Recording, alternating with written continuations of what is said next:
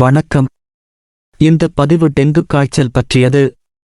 ஆரோக்கியமே ஆனந்தம் என்ற வலைப்பதிவுக்காக இந்த பதிவை கொடுப்பது டாக்டர் சாமுவேல் புருஷோத்தமன்.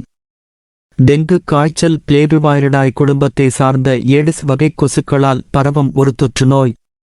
4 வகை டெங்கு வைரஸ்களால் ஏற்படுகிறது. இந்த நோய் கடுமையான மூட்டு மற்றும் தசை வலியை ஏற்படுத்துவதால் எலும்பு முறிவு காய்ச்சல் என்று அழைக்கப்படுகிறது. நோய் கட்டுப்பாடு மற்றும் தடுப்பு மைய ஆய்வின்படி சுமார் 100 மில்லியன் மக்கள் டெங்கு தொற்று நோயால் நோய்வாய்ப்பட்டுள்ளனர். 400 மில்லியன் மக்கள் டெங்கு தொற்று நோயால் பாதிக்கப்பட்டுள்ளனர். 40,000 பேர் கடுமையான டெங்குவால் இறக்கின்றனர். டெங்கு காய்ச்சல் உயிருக்கு ஆபத்தை விளைவிக்கக்கூடிய ஒரு கொடிய நோயாகும். டெங்கு ஒருவரிடமிருந்து ஒருவருக்கு நேரடியாக பரவாது. டெங்கு காய்ச்சலால் பாதிக்கப்பட்ட நபரை ஏடிஸ் வகை கொசுக்கள் கடித்து பாதிக்கப்பட்டவர் இரத்தத்தில் உள்ள டெங்கு வைரஸ்கள் மூலம் வேறு நபரை கடிக்கும் பொழுது டெங்கு நோய் பரவும். கடந்த 50 ஆண்டுகளில் டெங்கு பாதிப்பு 30 மடங்கு அதிகரித்துள்ளது. ஏடிஸ் வகை கொசுக்கள் படத்தில் உள்ளது போல் இலகுவில் அடையாளம் காணக்கூடிய கருப்பு வெள்ளை வரிகளுடன் கருநிறக்காலுடன் அழகாக இருக்கும். பெண் ஏடிஸ் வகை கொசுக்கள்தான் மனிதர்களை கடித்து டெங்கு காய்ச்சலை பரப்பும். பாவம் அப்பாவி ஆண் ஏடிஸ் வகை கொசுக்கள் தாவரங்கள் இலையில் உள்ள சாறை உணவாக உட்கொள்ளும். அதனால்தான் கொசு காலங்களில் கீரை இலைகளில் வெள்ளப்புள்ளிகள் இருக்கும்.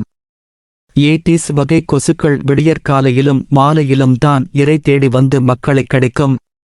இவைகள் தேங்கியிருக்கும் புதிய தண்ணீரில் முட்டையிட்டு இனப்பெருக்கம் செய்யும். ஆகவே நம்மை சுற்றி நீர் தேங்காமல் பார்க்க வேண்டும்.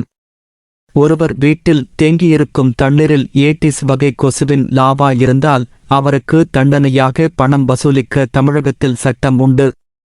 டெங்கு நோயின் ஆரம்ப கால அறிகுறியாக கடும் காய்ச்சல், கண்ணின் பின்புற வலி, மூட்டு வலி, தசைவலி, தலைவலி, தோல் நமைச்சல், குமட்டல், வாந்தி, பசியின்மை, தொண்டைப்புண் போன்ற பாதிப்புகள் இருக்கும். டெங்கு நோய் முற்றினால் பல் ஈறுகளிலிருந்தும் மூக்கிலிருந்தும் சிறுநீரிலும் குருதி வடியும். நிணநீர்க்கணு வீக்கம் உண்டாகும். பிளேட்லெட் எண்ணிக்கை விரைவாக குறையும். மனநோய், மயக்க நிலை, பிரமைகள் உருவாகும். டெங்கு நோய் தொற்றை அறிய டெங்கு ஆன்டிஜென் மற்றும் இரத்த பிளேட்லெட் எண்ணிக்கை பரிசோதனை வைத்து கணிப்பார்கள். 1 மைக்ரோலிட்டர் இரத்தத்தில் 1,50,000 முதல் 4,50,000 பிளேட்லெட்டுகள் வரை இருக்க வேண்டும். டெங்கு நோயால் பாதிக்கப்பட்டவர்களுக்கு பிளேட்லெட்டுகள் இரத்தில் குறையும். பிளேட்லெட் குறைபாடு உயிருக்கு ஆபத்தான இரத்த உறைவை உருவாக்கும். டெங்கு நோயை ஆரம்பத்திலேயே கண்டறியப்பட்டு முறையான மருத்துவ சிகிச்சையை பெறும்போது இறப்பு விகிதம் 1%க்கும் குறைவாக இருக்கும். தீவிரமான டெங்கு நோய்க்கு சிகிச்சை அளிக்கும் போது 2 முதல் 5% வரை இறப்பு விகிதம் உள்ளது. ஆனால் சிகிச்சை அளிக்கப்படாமல் விடப்பட்டால் இறப்பு விகிதம் 20% வரை அதிகமாக உள்ளது. இனி டெங்கு நோய்க்கான மருத்துவம் பற்றி பார்ப்போம். டெங்கு காய்ச்சலானது வைரஸ் சார்ந்த நோயானதால் ஒரு சுயவரம்பிற்குட்பட்ட நோயாகும். நமது உடம்புதான் சுகமாக்க வேண்டும்.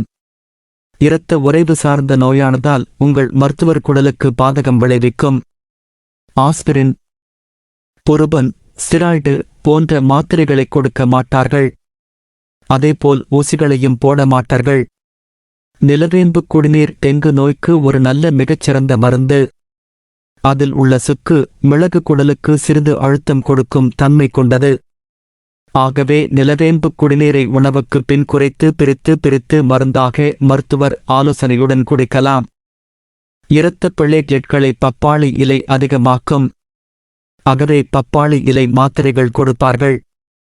பப்பாளி இலை, துளசி, சீந்தில், ஆட்டுப்பால் பொடி சேர்ந்த கலவை மாத்திரை பெரும் அளவில் கார்ப்பரேட் கம்பெனிகள் அதிக விலையில் விற்கின்றனர்.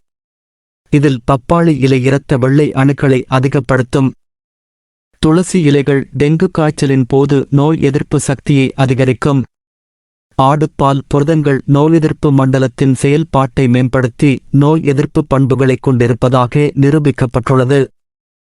சீந்தில் ஒரு சிறப்பான எல்லா வைரஸ் நோய்களுக்கும் எதிர்ப்பு சக்தியை உடலில் உருவாக்க தூண்டும் குணம் கொண்டது. சீந்தில் பற்றி ஒரு தனிப்பதிவு போடவுள்ளேன். வைரஸ்கள் உயிர் அற்றவை.